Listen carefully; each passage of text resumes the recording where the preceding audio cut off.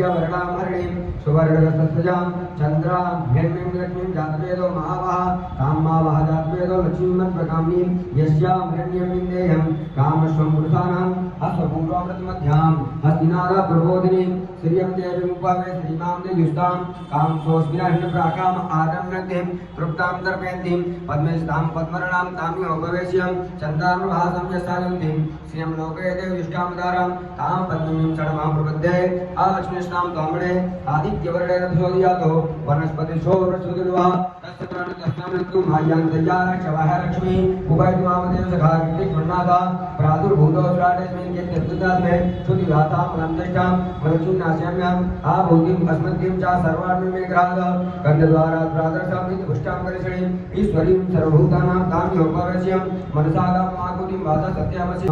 ओम वृंदावनजिनानोनि नमः ओम चंद्रावत्यै नमः